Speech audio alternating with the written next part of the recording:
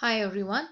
In our last class, we have discussed the first two adjustments. That is, if the value of work certified is less than 1 by 2 of contract price, and if value of work certified is 1 by 4 or more than, but less than 1 by 2 of contract price.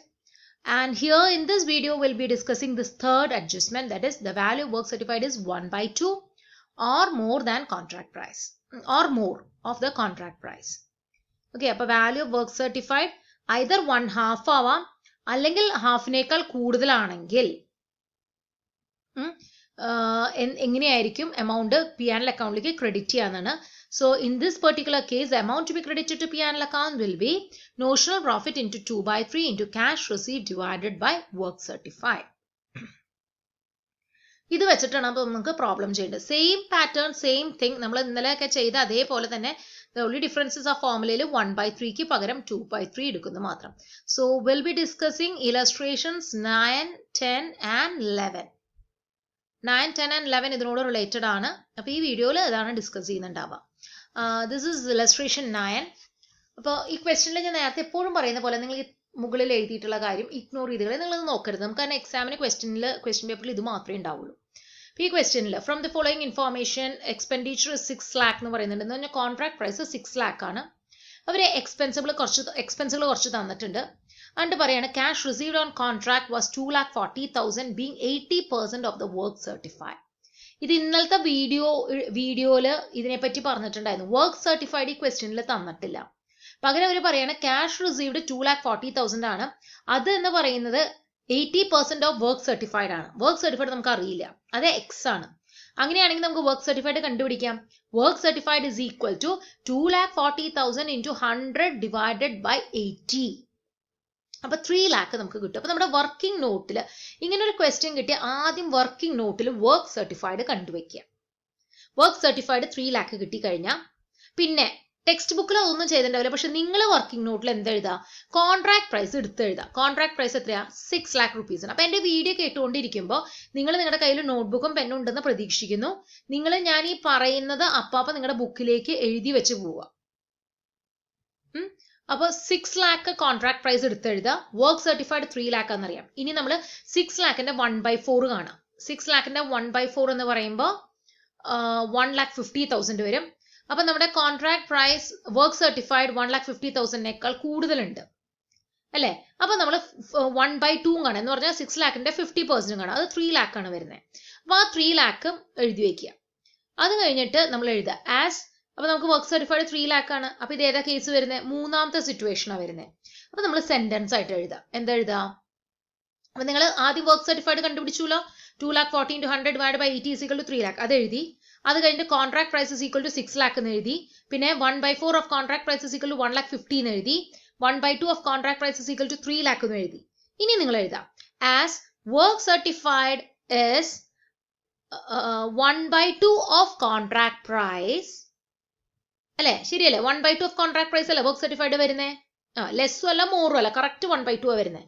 അപ്പൊ ഇത് as work certified is 1/2 of the contract price, amount to be credited to P&L account is equal to notional profit into 2/3 into cash received divided by work certified. അത് എഴുതി വെക്കുക.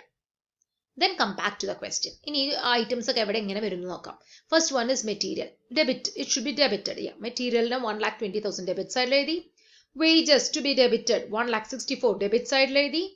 Plant 20,000 debit side. Overheads 8,500 again debit side. Cash received on account of the contract 2,40,000. Cash received ന് നമുക്ക് contract അക്കൗണ്ടിൽ entry വരില്ല. Being 80% is work certified. Work certified നമ്മൾ കണ്ടിട്ടുണ്ടല്ലോ. അപ്പൊ നമ്മളത് ബൈ വർക്കിംഗ് പ്രോഗ്രസ് എന്ന് പറഞ്ഞിട്ട് ക്രെഡിറ്റ് സൈഡിൽ വർക്ക് സർട്ടിഫൈഡ് 3 lakh നമ്മളോട് കണ്ടുവച്ചിട്ടുണ്ട്. ആ 3 lakh വർക്ക് അൺസർട്ടിഫൈഡ് 6,000 എഴുതി ഒരുമിച്ച് എഴുതി. ഔട്ടർ കോളത്തിൽ 3,06,000 എഴുതുന്നു. Value of material in hand, അതായത് മെറ്റീരിയൽ അറ്റ് സൈറ്റ് അല്ലെങ്കിൽ മെറ്റീരിയൽ ഇൻ ഹാൻഡ് എന്ന് പറഞ്ഞാൽ 4,000 ക്രെഡിറ്റ് സൈഡിൽ എഴുതി. Plant has undergone 20% depreciation. ഇത് തന്നിട്ടുള്ളത് പ്ലാന്റ് അറ്റ് സൈറ്റ് എഴുതാൻ വേണ്ടിയിട്ടാണ്. അപ്പൊ പ്ലാന്റ് അറ്റ് സൈറ്റ് എന്ന് പറയുന്നത് 20,000 20% കുറച്ചിട്ട്, അതായത് 20,000 4,000 കുറച്ചിട്ട് 16,000 ക്രെഡിറ്റ് സൈഡിൽ എഴുതി. ഇനി ഒന്നും എഴുതാനില്ല. അപ്പൊ നമ്മൾ നോക്കുക. അപ്പൊ ഇവിടെ ക്രെഡിറ്റ് സൈഡാണ് കൂടുതൽ എമൗണ്ട് വരുന്നത് ടോട്ടലി. അപ്പൊ 3,26,000 വരും. ആ വരുന്നത് അങ്ങനെ തന്നെ ഡെബിറ്റ് സൈഡിൽ കൊണ്ടെഴുതാം. എന്നിട്ട് ഡിഫറൻസ് കാണാം. അപ്പൊ ഡിഫറൻസ് ഒരു 13,500 വരും. And we call that as notional profit. Notional profit ആണ് 13,500. നമ്മൾ അത് ഇവിടെ ക്യാരി ഡൗൺ ചെയ്ത് എഴുതിയിട്ട് നമ്മൾ അതിന് ഇപ്പുറത്തേക്ക് ബ്രോട്ട് ഡൗൺ ചെയ്തു. ഇമീഡിയറ്റ്ലി ഇവിടെ ക്യാരി ഡൗൺ ചെയ്ത ഉടനെ തന്നെ അത് ഇവിടെ ബ്രോട്ട് ഡൗൺ ചെയ്യുന്നു. By notional profit brought down 13,500. ഇതിനെ നമ്മൾ ഈ എമൗണ്ടിനെ നമ്മൾ സ്പ്ലിറ്റ് ചെയ്ത് കൊടുക്കുന്നു. ഒരു പോർഷൻ പി ആൻഡ് എൽ അക്കൗണ്ടിലേക്കും ഒരു പോർഷൻ വർക്കിംഗ് പ്രോഗ്രസ്സിലേക്കും. ഇതിലെ പി ആൻഡ് എൽ അക്കൗണ്ടിലേക്ക് എത്ര പോകുമെന്ന് അറിയാൻ നമുക്ക് ഫോർമുലയുണ്ട്. എന്താ formula? Notional profit into 2/3 into cash receive divided by work certified. ഇവിടെ 80/100 എന്ന് ചെയ്തിട്ടുണ്ട്. ഇത് കഴിഞ്ഞ വീഡിയോയിൽ ഞാൻ പറഞ്ഞ പോലെയാണ്. അവർ ചെയ്തിട്ടുള്ള എളുപ്പപ്പണിക്കാണ് അവർ 80/100 ചെയ്തിട്ടുള്ളത്. നിങ്ങൾക്ക് വേണമെങ്കിൽ ഇങ്ങനെയും ചെയ്യാം. അല്ലെങ്കിൽ നിങ്ങൾ cash receive divide by work certified എല്ലായിടത്തും ഒരേ പാറ്റേൺ ചെയ്യണമെന്നുണ്ടെങ്കിൽ അങ്ങനെ ചെയ്താലും ആൻസർ സെയിം തന്നെയാണ് നിങ്ങൾക്ക് കിട്ടുക. അപ്പൊ 7,200 വരും. ആ വരുന്നതും അതുപോലെ ബാക്കിയുള്ളത് പിന്നെ 13,500 7,200 പി ആൻഡ് എൽ അക്കൗണ്ടിലേക്ക് പോയാൽ ഇനി ബാക്കി 6,300 ഉണ്ട്. അത് വർക്കിംഗ് പ്രോഗ്രസ് റിസർവിലേക്ക് പോകും. That's it. അപ്പൊ ഇതാണ് ഇതിൽ വരുന്നത്. ഇതിൽ ഈ 80/100 പറ്റി നിങ്ങൾ ടെൻഷൻ ചെയ്യരുത്. ഇവിടെ പെർസെൻറ്റേജ് തന്നിട്ടുള്ളത് കൊണ്ടാണ് 80/100 എഴുതിയത്. ഇത് സെയിം തന്നെയായിരിക്കും. നിങ്ങൾക്ക് നോക്കിയാൽ അറിയാം. നമ്മുടെ ഫോർമുല എന്താ? Cash receive divided by work certified അല്ലേ? അപ്പൊ cash received 2,40,000, work certified 3 lakh. അത് ചെയ്താലും ഈ സെയിം എഫക്റ്റ് ആണ് വരിക. കാരണം cash received 80% of the work certified. അതുകൊണ്ടാണ് അവർ ഇങ്ങനെ എഴുതിയിട്ടുള്ളത്. ഇനി നമുക്ക് അടുത്ത പ്രോബ്ലം നോക്കാം. ഈ ക്വസ്റ്റ്യനിൽ നിങ്ങൾ ഇവിടെയും ഞാൻ ഈ ഒരു സംഭവം നോക്കരുത്. ഇങ്ങനെ നോക്കാതെ നിന്നാൽ അങ്ങനെ തന്നെ നിങ്ങൾ പ്രോബ്ലം പഠിച്ചില്ലെങ്കിൽ പരീക്ഷയുടെ സമയത്ത് നിങ്ങൾക്ക് ഭയങ്കര ബുദ്ധിമുട്ട് വരും. നിങ്ങൾ ആ ലൈൻ ഇഗ്നോർ ചെയ്തിട്ട് ക്വസ്റ്റ്യൻ തൊട്ട് വായിക്കുക. അല്ലെങ്കിൽ ഈ work certified is more than ഇത് ഒരിക്കലും ക്വസ്റ്റ്യൻ പേപ്പറിൽ ഉണ്ടാവില്ല. നമുക്ക് ഇവിടെ തൊട്ടാണ് നോക്കണ്ട. അപ്പൊ ഫസ്റ്റ് ക്വസ്റ്റ്യൻ നോക്കുക. കോൺട്രാക്ട് നമ്പർ 101 പറ്റിയിട്ടുള്ള ഡീറ്റെയിൽസ് ആണ് തന്നിരിക്കുന്നത്. പിന്നെ ഒരു വാല്യൂ വർക്ക് സർട്ടിഫൈഡ് തന്നിട്ടുണ്ട്.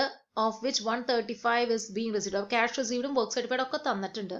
വർക്ക് അൺസർട്ടിഫൈഡും ക്വസ്റ്റ്യനിൽ തന്നിട്ടുണ്ട്. കോൺട്രാക്ട് പ്രൈസ് ക്വസ്റ്റ്യനിൽ തന്നിട്ടുണ്ട്. ഡിപ്രീസിയേഷൻ തന്നിട്ടുണ്ട്. സെയിം ക്വസ്റ്റ്യൻ, വലിയ കോംപ്ലിക്കേഷൻ ഉള്ള ക്വസ്റ്റ്യൻ ഒന്നല്ല. അപ്പൊ നമുക്ക് ആദ്യം തന്നെ വർക്കിംഗ് നോട്ട് എഴുതാം. വർക്കിംഗ് നോട്ടിൽ എന്താ എഴുതാം? വർക്ക് സർട്ടിഫൈഡ് എഴുതാം. വർക്ക് സർട്ടിഫൈഡ് എത്രയാ? 1,80,000. അത് എഴുതാം. കോൺട്രാക്ട് പ്രൈസ് എഴുതാം. Contract price 3 lakh. ഇനി 1/4 ഓഫ് കോൺട്രാക്ട് പ്രൈസ് അത് എത്ര വരും? 1/4 ഓഫ് കോൺട്രാക്ട് പ്രൈസ് എന്ന് പറയുമ്പോൾ 75,000 വരും. അപ്പൊ എന്തായാലും വർക്ക് സർട്ടിഫൈഡ് എത്ര വരുന്നുണ്ട്? 1,80,000 വരുന്നുണ്ടല്ലോ. അപ്പൊ 1/2 ഓഫ് കോൺട്രാക്ട് പ്രൈസും കാണും. 1/2 ഓഫ് കോൺട്രാക്ട് പ്രൈസ് വരെ 1,50,000 ആണ്. അപ്പൊ ഇത് ഏതാ situation? Work certified is more than 1/2 of contract price. അങ്ങനെ എഴുതാം. അപ്പൊ നമ്മൾ എന്തൊക്കെ എഴുതി? Work certified is equal to 1,80,000 അഡ്ജസ്റ്റ്മെന്റിൽ എഴുതി. കോൺട്രാക്ട് പ്രൈസ് 3 lakh എന്ന് എഴുതി. എന്നിട്ട് 1/4 ഓഫ് കോൺട്രാക്ട് പ്രൈസ് 75,000 എന്നും 1/2 ഓഫ് കോൺട്രാക്ട് പ്രൈസ് 1,50,000 എന്നും എഴുതി വെച്ചു. ഇത്രയും എഴുതി കഴിഞ്ഞിട്ട് പിന്നെ നമ്മൾ കമ്പയർ ചെയ്ത് നോക്കാണ്. കമ്പയർ ചെയ്തപ്പോൾ നമുക്ക് എന്ത് കിട്ടി? Work certified is more than half of contract price എന്ന് കിട്ടി. എന്നിട്ട് എഴുതുക therefore amount to be credited to P&L account is equal to എന്താ ഫോർമുല വരിക? amount to be credited to P&L account is equal to notional profit into 2/3 into cash received divided by work certified. അത്ര എഴുതി വെച്ചിട്ട് contract അക്കൗണ്ടിലേക്ക് തിരിച്ചു വരാം. അപ്പൊ contract അക്കൗണ്ടിലേക്ക് വരുമ്പോൾ ഓരോ ഐറ്റംസ്. മെറ്റീരിയൽ പർച്ചേസ് ഡെബിറ്റ് സൈഡിൽ 75,000. Material in hand at the end credit സൈഡിൽ 3,000. മെറ്റീരിയൽ അറ്റ് സൈഡ് 3,000 കണ്ടോ? വേജസ് പെയ്ഡ് ഡെബിറ്റ് സൈഡിൽ 87,500. ഇവിടെ ഔട്ട്സ്റ്റാൻഡിംഗ് ഉള്ളതുകൊണ്ട് അവർ ആദ്യം ഇന്നർ കോളത്തിൽ എഴുതിയെന്ന് മാത്രം. വേജസ് ഔട്ട്സ്റ്റാൻഡിംഗ് 1,250 അത് ആഡ് ചെയ്തു. രണ്ടും കൂടി കൂട്ടിയിട്ട് ഔട്ടർ കോളത്തിലേക്ക് എഴുതി. ഇൻഡയറക്റ്റ് എക്സ്പെൻസസ് ഡെബിറ്റ് സൈഡിൽ 3,750. കോസ്റ്റ് ഓഫ് പ്ലാന്റ് 12,500 അപ്പൊ അതും ഡെബിറ്റ് സൈഡിൽ എഴുതി. ഇനി value of work certified uncertified തന്നിട്ടുണ്ട്. അപ്പൊ by working progress work certified 1,80,000, work uncertified 5,000, അങ്ങനെ 1,85,000 എഴുതി. കോൺട്രാക്ട് പ്രൈസ് നീളത് കഴിഞ്ഞു. ഇനി ഡിപ്രീസിയേഷൻ ഓൺ പ്ലാന്റ് തന്നിട്ടുള്ളത് പ്ലാന്റ് അറ്റ് സൈറ്റ് എഴുതാനാണ്. അപ്പൊ പ്ലാന്റ് അറ്റ് സൈറ്റ് 12,500 20% ലെസ് ചെയ്താൽ 2500 ലെസ് ചെയ്യുമ്പോൾ 10,000 എഴുതി. സെയിം തിങ് ഇനി ഏത് ഡിഫറൻസ് കാണാം. അപ്പോൾ 1,98,000 ഇവിടെ വന്നു. ആ 1,98,000 ഇപ്പുറത്ത് എഴുതി. ഡിഫറൻസ് 18,000 വരുന്നത് നോഷണൽ പ്രോഫിറ്റ്. അതിനെ ബ്രോഡ് ഡൗൺ ചെയ്തു. എന്നിട്ട് അതിന്റെ P&L അക്കൗണ്ടിലേക്ക് കൊടുക്കേണ്ട portion notional profit into 2/3 into cash receive divided by work certified. അപ്പം 9,000 വരും. ബാക്കിയുള്ള 9,000 വർക്കിംഗ് പ്രോഗ്രസ് റിസർവിലേക്ക് പോകും. ക്വസ്റ്റ്യൻ ക്ലിയർ ആയെന്ന് പ്രതീക്ഷിക്കുന്നു. അങ്ങനെയാണെങ്കിൽ നമുക്ക് ഒരു പ്രോബ്ലം കൂടി നോക്കാം. ഇല്ലസ്ട്രേഷൻ 11. ഇവിടെ കുറച്ച് ഐറ്റംസ് പറഞ്ഞിട്ടുണ്ടെന്നുള്ളൂ. സാധാരണ പോലെയുള്ള ക്വസ്റ്റ്യൻ തന്നെ കുറച്ച് ഐറ്റംസ് ഉണ്ട്. അപ്പോൾ നിങ്ങൾ ആദ്യം തന്നെ നിങ്ങളുടെ വർക്കിംഗ് നോട്ട് ചെയ്യുക. അതിന് ഞാൻ ആവർത്തിച്ച് പറയുന്നില്ല എന്തൊക്കെ എഴുതേണ്ടതെന്ന്. കോൺട്രാക്ട് പ്രൈസ് എഴുതുക, 1/4 കാണുക, 1/2 കാണുക, എന്നിട്ട് എന്താ സിറ്റുവേഷൻ എന്ന് എഴുതുക. അപ്പോൾ എന്തായാലും ഈ സിറ്റുവേഷൻ ഇതാണ്. Work certified is more than 1/2 of contract price ആണ്. ഞാൻ ഇനി പ്രോബ്ലത്തിലേക്ക് പോവാണ് കേട്ടോ. അപ്പോൾ എന്തൊക്കെ ചെയ്യേണ്ടത്? ആദ്യം മെറ്റീരിയൽ സെൻഡ് ടു കോൺട്രാക്ട് 90,000. അത് നമ്മൾ ഡെബിറ്റ് സൈഡിൽ എഴുതി. ഇനി വേജസ് പെയ്ഡ് 1,64,000 ഡെബിറ്റ് സൈഡിൽ വന്നു. Plant issue to contract 30,000 debit സൈഡിൽ വന്നു. അതർ എക്സ്പെൻസസ് 20,000 ഡെബിറ്റ് സൈഡിൽ വന്നു. Cash received on account to 31st March 20 amounted to 2,56,000 being 80% of work certified. ഇവിടെ വർക്ക് സർട്ടിഫൈഡ് അറിയില്ല കേട്ടോ. അപ്പോൾ വർക്ക് സർട്ടിഫൈഡ് കണ്ടുപിടിക്കണം. 2,56,000 into 100 divided by 80 ചെയ്യുമ്പോൾ വർക്ക് സർട്ടിഫൈഡ് കിട്ടും. അത് 3,20,000 ആണ് വരുന്നത്. അത് എഴുതി. വർക്ക് അൺസർട്ടിഫൈഡ് ക്വസ്റ്റ്യനിൽ തന്നിട്ടുണ്ട് 3,000 ആണെന്ന്. Cost of work uncertified is 3,000. അപ്പോൾ അതും എഴുതി. അങ്ങനെ വർക്കിംഗ് പ്രോഗ്രസ് 3,23,000 വന്നു. പിന്നെ ഇത് ഞാൻ സ്പീഡിൽ പറയുന്നത് 2 പ്രോബ്ലം അത്യാവശ്യം എക്സ്പ്ലെയിൻ ചെയ്തിട്ടുണ്ട്. അപ്പോൾ ഈ പ്രോബ്ലത്തിൽ ഇനി മെയിൻ കാര്യങ്ങളെ പറയുന്നുള്ളൂ ഇവിടെ. ഇനി ഇവിടെ പറയുന്നത് നോക്കൂ. Of the plant and materials charge to contract, plan which cost 5,000 and material cost 6,000 were lost. Material and plan were lost. ഇങ്ങനെ നഷ്ടപ്പെട്ടു പോയത് നമ്മൾ P&L അക്കൗണ്ടിലേക്ക് എഴുതണം അല്ലേ. അപ്പോൾ by P&L account material lost 6,000, plan lost 5,000. അങ്ങനെ 11,000 rupees പുറത്തേക്ക് എഴുതി. P&L അക്കൗണ്ടിലേക്ക് എഴുതാൻ നമ്മൾ കഴിഞ്ഞ ക്ലാസ്സിൽ ഡിസ്കസ് ചെയ്തിട്ടുണ്ടായിരുന്നല്ലോ. ഇനി എന്താ പറയുന്നത്? On 31st March 2010 plant which cost 4,000 was returned to the store. Plant സ്റ്റോറിലേക്ക് റിട്ടേൺ ചെയ്യുമ്പോൾ പ്ലാന്റിന്റെ ട്രീറ്റ്മെന്റ് പഠിപ്പിച്ചപ്പോൾ ഞാൻ പറഞ്ഞിട്ടുണ്ട്. പ്ലാന്റ് റിട്ടേൺ ചെയ്യുക, പ്ലാന്റ് ട്രാൻസ്ഫർ ചെയ്യുമ്പോൾ ഡിപ്രീഷിയേറ്റഡ് വാല്യൂ എഴുതണം എന്ന് പറഞ്ഞത് ഓർമ്മയുണ്ടെന്ന് പ്രതീക്ഷിക്കുന്നു. അപ്പൊ നമ്മൾ പ്ലാന്റ് റിട്ടേൺ കണ്ടോ. പ്ലാന്റ് റിട്ടേൺ എഴുതുമ്പോൾ ഡിപ്രീഷ്യബിൾ വാല്യൂ ആണ് ഇവിടെ എഴുതുന്നേ. 4,000 rupeesന്റെ പ്ലാന്റ് റിട്ടേൺ ചെയ്യുന്നു. 15% ഡിപ്രീസിയേഷൻ ആണ്. അപ്പൊ ആ ഡിപ്രീസിയേഷൻ കാൽക്കുലേറ്റ് ചെയ്തിട്ട് 600 rupees ഡിപ്രീസിയേഷൻ വരുന്നു. അത് കാൽക്കുലേറ്റ് ചെയ്തിട്ട് 3,400 rupees ആണ് ഔട്ടർ കോളത്തിൽ എഴുതിയിട്ടുള്ളത്. ഇത് മനസ്സിലായെന്ന് പ്രതീക്ഷിക്കുന്നു എല്ലാവർക്കും. പിന്നെ material costing 3,600 were in hand. അപ്പൊ മെറ്റീരിയൽ അറ്റ് സൈറ്റ് എന്ന് പറഞ്ഞിട്ട് 3,600 എഴുതി. ഇത്രയേ ഉള്ളൂ. അപ്പൊ നമ്മളിതിൽ ഈ പ്രോബ്ലത്തിലെ എല്ലാ ഐറ്റംസും ഇത് ഈ ഡെബിറ്റ് സൈഡിലത്തെ ഈ 4 ഐറ്റംസ് നമ്മൾ എഴുതി കഴിഞ്ഞു. വർക്കിംഗ് പ്രോഗ്രസ് എഴുതിയിട്ടുണ്ട്. ബൈ P&L അക്കൗണ്ട് മെറ്റീരിയൽ ലോസ്റ്റും പ്ലാൻ ലോസ്റ്റിനെ പറ്റിയും ഡിസ്കസ് ചെയ്തു. പ്ലാൻ റിട്ടേൺ നമ്മൾ ഡിസ്കസ് ചെയ്തു. കണ്ടോ, ഡിപ്രീഷ്യബിൾ വാല്യൂ ആണ് എഴുതണ്ടേ. ഒരു സ്റ്റാർ മാർക്ക് ഇട്ട് വെച്ചോളൂ കേട്ടോ ഇവിടെ, അത് മറക്കാതിരിക്കാനാണ്. പ്ലാൻ റിട്ടേൺ അതുപോലെ പ്ലാൻ ട്രാൻസ്ഫർ ടു അതർ കോൺട്രാക്റ്റുമേയും ഡിപ്രീഷ്യബിൾ വാല്യൂ വേണം എഴുതാൻ. പിന്നെ മെറ്റീരിയൽ ഇൻ ഹാൻഡ് നമ്മൾ പറഞ്ഞു, ഡിസ്കസ് ചെയ്ത് എഴുതി. ഇനി അവസാനം നമുക്ക് എഴുതാനുള്ളത് എന്താ? പ്ലാന്റ് അറ്റ് സൈറ്റ് ആണ്. പ്ലാന്റ് അറ്റ് സൈറ്റ് എഴുതുമ്പോൾ പ്ലാന്റിന്റെ ട്രീറ്റ്മെന്റ് പഠിപ്പിച്ചപ്പോൾ പറഞ്ഞിട്ടുണ്ടായിരുന്നു. ഈ പ്ലാന്റ് അറ്റ് സൈറ്റ് എന്ന് പറയുന്ന വാല്യൂ എങ്ങനെ കിട്ടുക? നമ്മുടെ പ്ലാന്റിന്റെ വാല്യൂ എത്രയായിരുന്നു? 30,000. ഇതിൽ നിന്ന് ഒരു 5,000 rupeesന്റെ പ്ലാന്റ് ലോസ് നഷ്ടപ്പെട്ടു പോയിട്ടുണ്ട്.